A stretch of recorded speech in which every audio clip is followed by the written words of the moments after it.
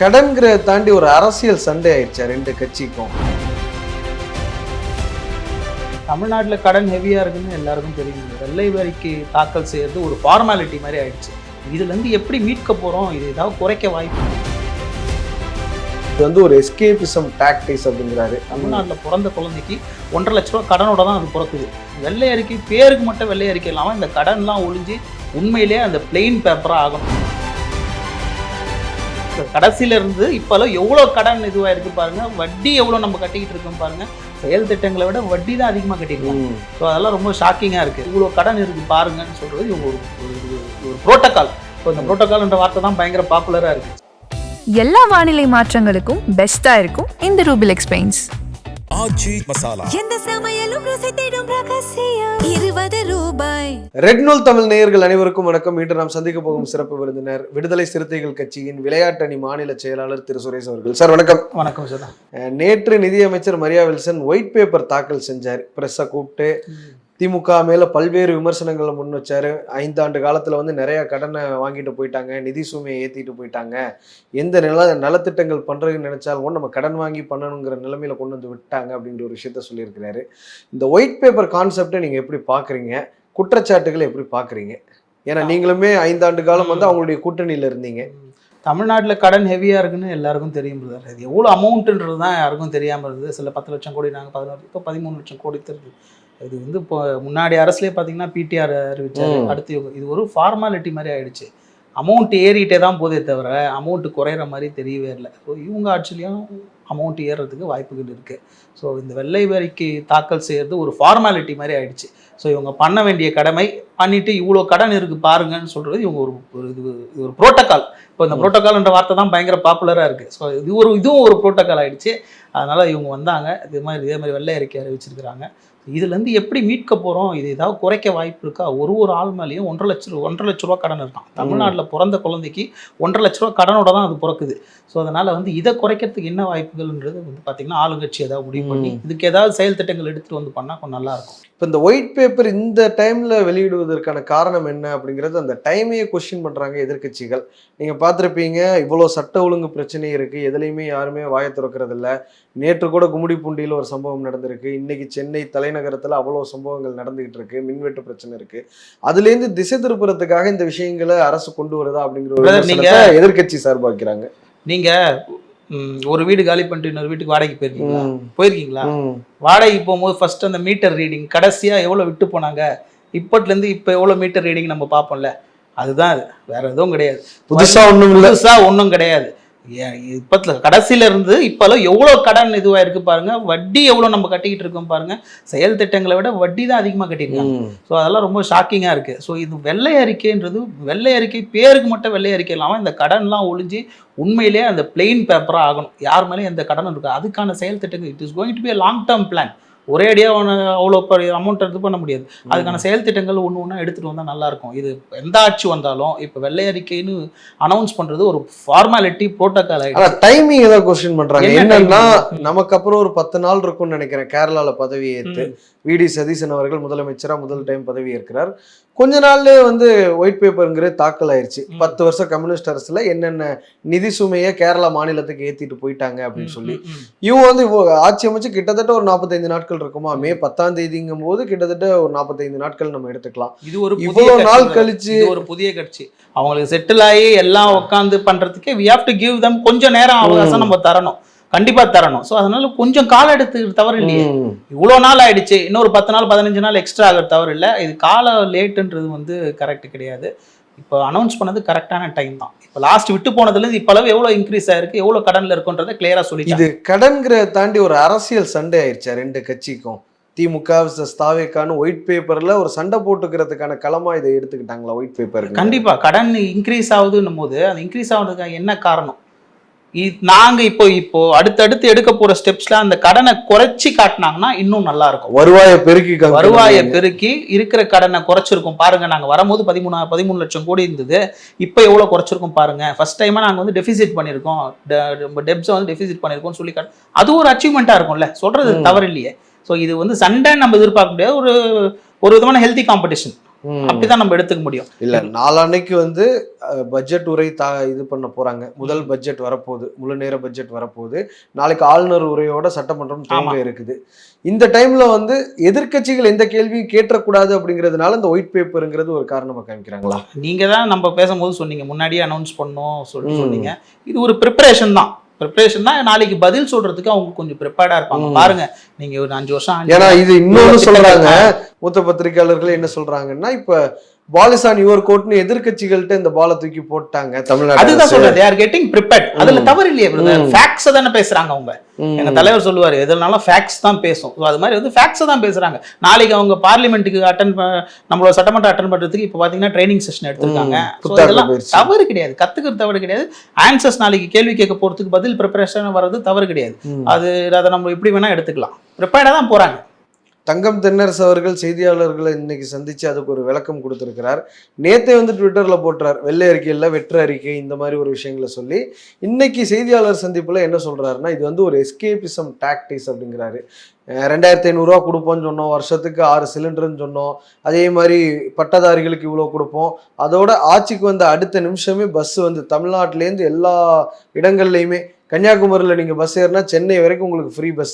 இந்த விஷயங்கள்லேருந்து ஒரு தப்பிக்கிறதுக்காக இது ஒரு எஸ்கேபிசம் டாக்டிக்ஸ் அப்படின்னு ஒரு விமர்சனத்தை முன் வச்சிருக்கிறார். அவங்க எப்படி பார்க்குறீங்க? செயல்படுத்த போட போறதுன்னு பண்ண போறதுன்னு சொல்லவே இல்லை அவங்க.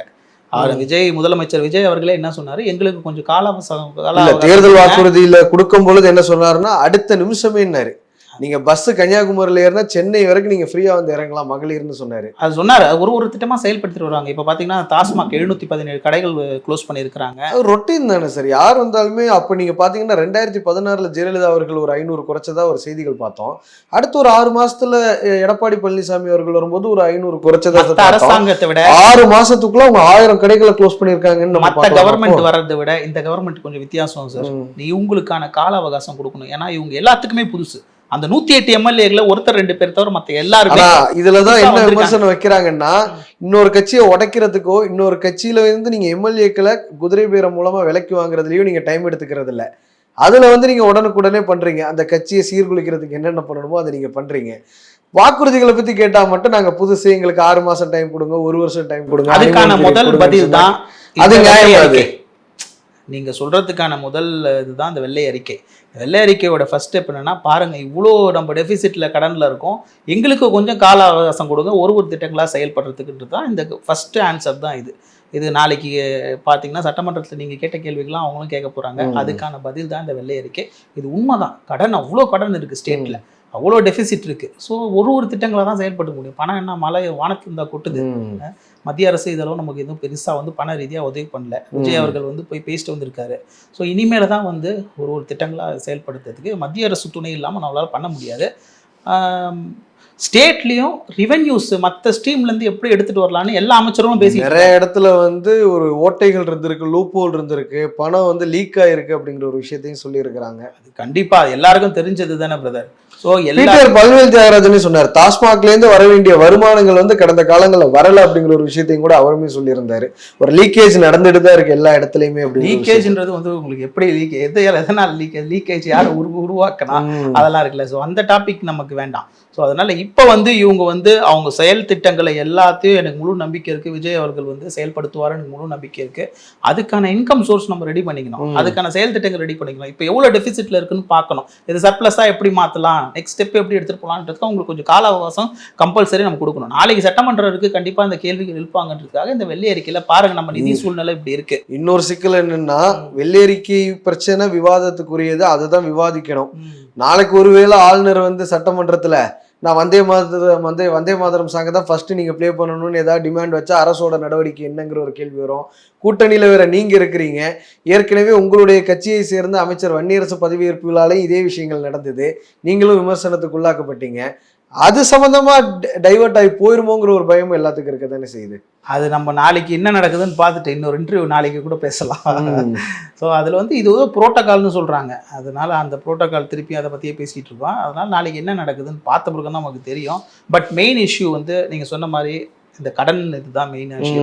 திட்டங்களை ஏன் இன்னும் செயல்படுத்தாமல் இருக்கீங்க, அப்புறம் உமன் அண்ட் சில்ட்ரன் சேஃப்டி பற்றி பேசுவாங்க. இதுதான் நம்ம ஹைலைட்டாக இருக்கும்னு நினைக்கிறேன்.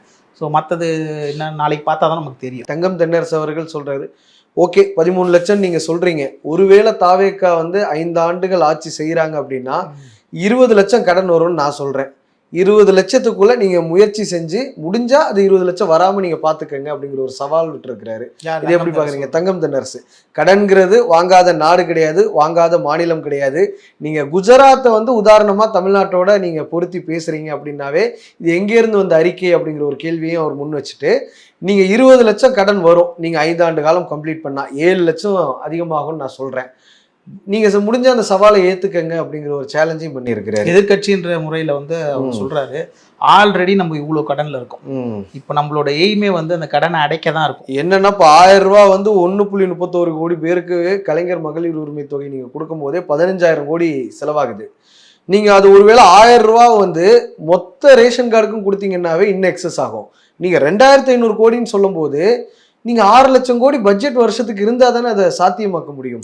நீங்க சொல்றதெல்லாம் புரியுது பிரதர். அது எல்லா ரேஷன் கார்டுக்கும் அவங்க சொல்ல, இதுக்கு ஒரு செயல் திட்டம் இல்ல, தகுதின்னு ஒண்ணு நாங்க வைக்க ஒரு மாட்டோம். செயல் திட்டங்களையும் அலசி ஆராய்ந்து யார் எலிஜிபிலிட்டி இருக்காங்க, யார் நான் எலிஜிபிலிட்டி இருக்காங்கன்னு பார்த்து கொடுக்குறது. எதிர்க்கு அவர் வந்து எதிர்கட்சின்ற முறையில அவர் கேட்கதான் செய்வாங்க. எல்லாரும் சவால்கள் விடுறாங்க, நீங்க நாளைக்கு இது பண்ணுவாங்க அதை பண்ணுவீங்க, சவால்கள் இதுவா போய் இதுல என்ன சிக்கல்னா அதிமுக திமுக சேர்ந்து எதிர்கட்சின்ற முறையில ரெண்டு பக்கமும் விஜய் அவர்களுக்கு வந்து என்ன பொறுத்தளவு அவருக்கு செயல்படுறதுக்கான நேரம் கொஞ்சம் நம்ம கண்டிப்பா கொடுக்கணும், அவகாசம் கொடுக்கணும், அதுக்கான டைம் கொடுக்கணும். அந்த ப்ராசஸ் நம்ம வெயிட் பண்ணி தானே பார்க்க போறோம். அடுத்த 3 மாதம் 6 மாதம் இன்னும் நமக்கு பாத்தீங்கன்னா நிறைய டைம் இருக்கு, 4 வருஷம் மேல இருக்கு. ஸோ அதனால வந்து நம்ம பார்க்கணும். 60 மாசத்துக்கு தான் தேர்தல் அறிக்கைங்கிறத அவங்க கொடுத்துருக்காங்க.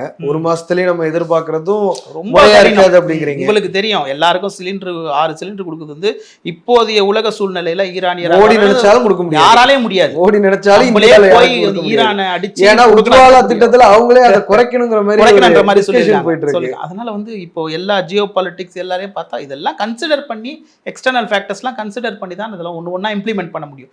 வந்து அதான் சொல்றேன், மற்ற அரசாங்கத்தை விட விஜய் அவர்கள் அரசாங்கத்து மேல மக்களோட எக்ஸ்பெக்டேஷன் ரொம்ப பயங்கரமா இருக்கு. ஏன்னா இப்ப நீங்க சூலூர்ல ஒரு விஷயத்த பார்த்திருப்பீங்க, அந்த உறவினர் கூட சாலை மறியல்ல ஈடுபட்டுட்டு பிரஸ்ல பேசும்போது கூட நீங்க சினிமால எல்லாத்தையும் பண்ற மாதிரி பண்ணுவீங்கன்னு தானே ஓட்டம் போட்டோம் அப்படிங்கிற மாதிரி சொல்லியிருந்தாங்க. அப்படிங்கும்போது எக்ஸ்பெக்டேஷன் ரொம்ப ஜாஸ்தியா இருக்கு, ரொம்ப அதிகமா இருக்கு. பெண்கள் பாதுகாப்பு விஷயத்துல வந்து திரைப்படத்துல வர்ற சீன் எல்லாம் நேர்ல ரீக்ரியேட் பண்ண முடியாது. ஆமா, நீங்க என்கவுண்டர் பண்றீங்கன்னா எத்தனை என்கவுண்டர் பண்ண முடியும்? கண்டிப்பா. ஸோ எக்ஸ்பெக்டேஷன் ரொம்ப அதிகமா இருக்கு. ரியாலிட்டின்றது வேற, பார்த்தீங்கன்னா ரீல்ஸ்ன்றது வேற. ரியாலிட்டியில் இப்போ இருக்கு. உண்மையிலேயே சொல்லணும்னா மனப்பூர்வமாக சொல்கிறேன், அவர் ஆட்சி நல்லபடியாக நடந்துகிட்டு இருக்கு, இனிமேலேயும் நடக்கும். ஸ்டெப் பை ஸ்டெப் ஒரு திட்டங்களை அறிவிப்பாங்க. இந்த டெபிசிட்டை எப்படி குறைச்சிட்டு, கடனை எப்படி குறைச்சிட்டு, சர்ப்ளஸ் எப்படி உருவாக்குது, அட்லீஸ்ட் அதிக கடன் ஆகாமல் இருக்கிறதுக்கு என்ன ஸ்டெப்ஸ் எடுக்கலான்றது வந்து ஸ்டெப்ஸ் எடுத்துட்டு இருக்காங்க, நான் கேள்விப்பட்டேன். பட் அது டெஃபினட்டாக அது பண்ணுவாங்க.